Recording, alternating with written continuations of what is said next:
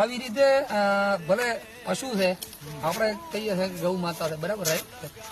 હિન્દુઓનું આ સનાતન ધર્મનું એક પ્રાણી છે. જો એની ઉપર આવી હત્યા થશે તો અત્યારે તો વરસાદ આવે છે, પણ એક દિવસ આપણે માણસો ઉપર પણ જીવડા પડશે, કોઈ ગાઢવાળું નહીં મળે.